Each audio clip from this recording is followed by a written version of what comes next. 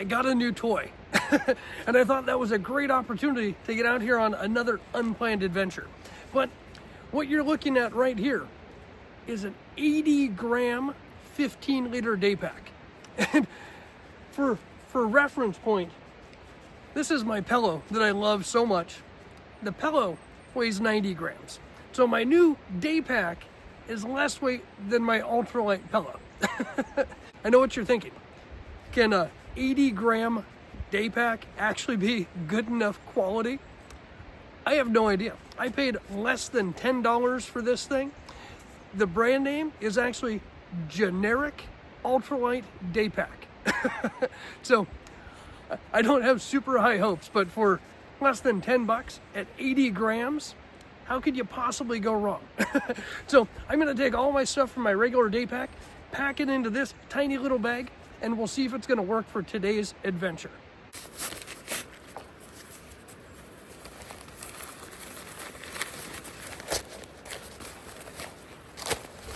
So just looking at it right off the bat, it is probably one of the lightest weight materials I have ever seen.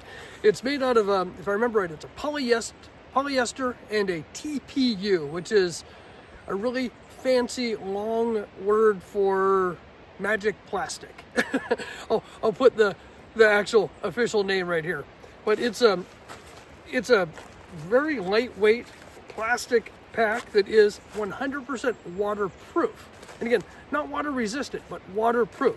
And surprisingly, it even has the nice sealed zippers. So it's a waterproof zippers in here as well. I did not expect that for a $10 pack. It's got side pockets for water bottles. I think a regular smart water bottle might fit in there. And an outside pocket for your easy to reach things. I don't know, let's see if we can fit everything in it. Emergency kit, snacks, water filtration, mid layer, and of course our raincoat.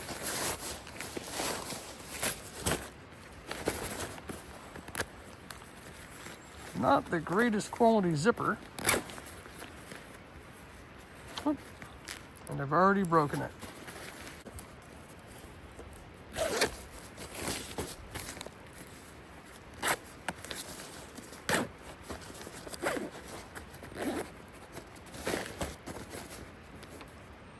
Inhaler, emergency light.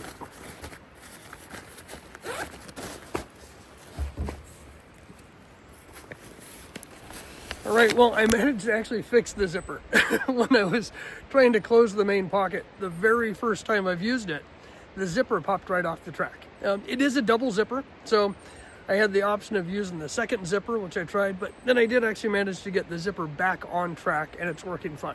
But for quality, it's certainly not a high-end zipper. So the bag is on. It's got just some basic adjustable straps, like most packs. There is no chest strap, and obviously there's no hip belt for something this small and this lightweight. It's a very thin mesh material. For the most part, I don't know, feels pretty comfortable. Feels a lot like maybe a gym bag that you'd carry for throwing your shoes and your towel in when you're headed to the gym. Not a lot of bells and whistles, but we'll see if it's going to work for today's adventure.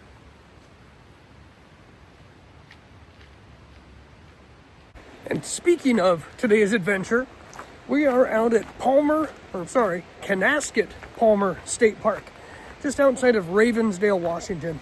This is another one of the areas that I drive by quite a bit, but I never seem to have time to stop. So we're discovering this park together for the first time. Or you're going to get to watch me fall into the river. We'll see what happens.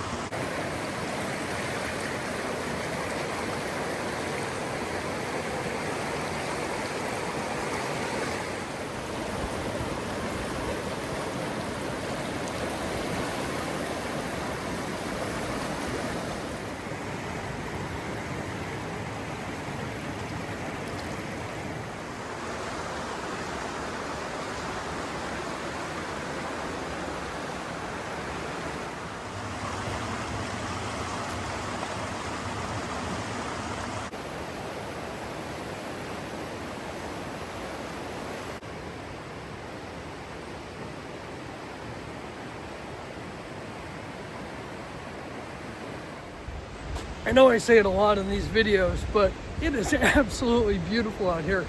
And there is no way this cell phone camera is doing this any kind of justice. The river is just howling through this area, and I'm sure you can hear it in the background. The sound is just this awful deafening roar, which is kind of amazing. There's a lot of birds in the background, and I know we're not going to get the birds today, but just a beautiful, beautiful river trip.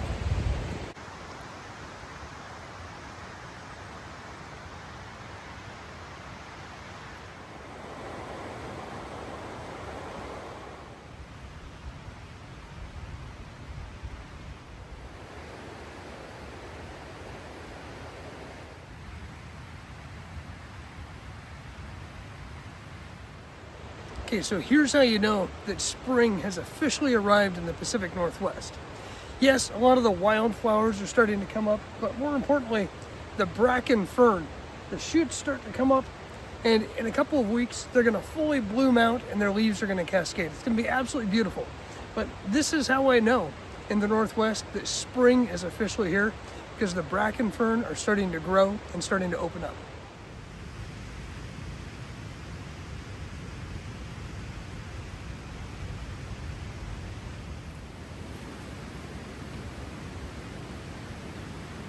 Okay, so it does not get more awesome than this.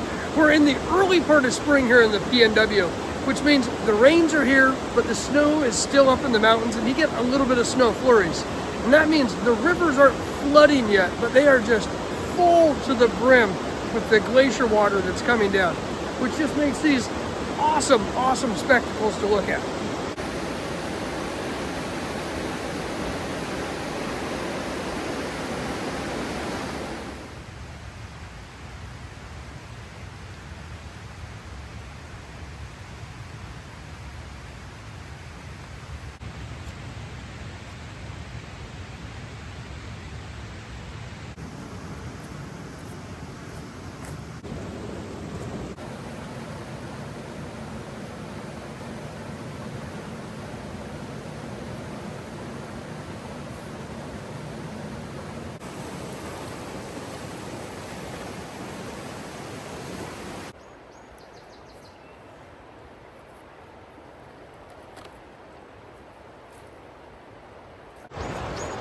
Okay, so a couple of observations right off the bat on our new Ultralight daypack. One, it is super lightweight. But what I noticed is my water bottle keeps slipping out of the side pockets. So every time I bend over to adjust a camera angle or try and take a picture, the bottle flops out. I guess it's to be expected when you're dealing with such a lightweight material. And they can't exactly put a lot of strength behind the elastic in it. Another thing I've noticed is that because the material of the pack is so lightweight, in order to make it super comfortable, I had to make sure my raincoat and my mid-layer shirt were up against the back of it, which then acts as a little bit more padding on my back. Again, just like a regular ultralight pack, but far more noticeable with this just because the material is so thin. I don't know, seems to be doing the job so far, and I don't even notice it on my back because I probably only have about 2 pounds of weight that I'm carrying with me with all of my gear right now.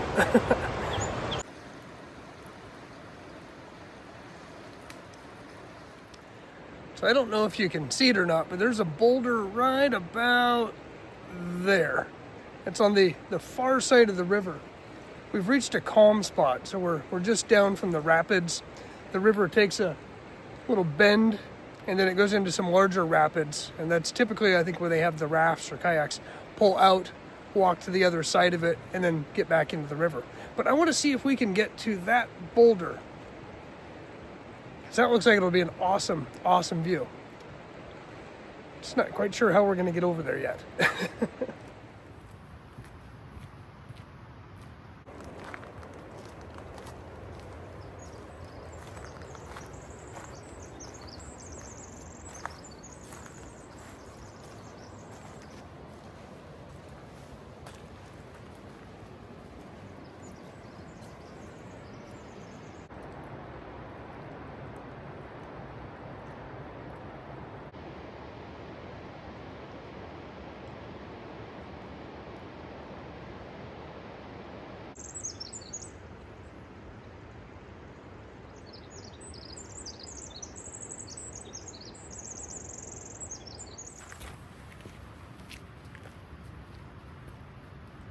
Well, I figured out how to get to our boulder, but unfortunately, it's not on an approved trail. So we want to respect the rules here at the trail and respect the state park, because by staying on designated trails, it helps maintain and preserve the park for generations. So unfortunately, we won't make it to our boulder today, but I did find another spot back here by the river, and I think we can get down to, take a little break, have a snack.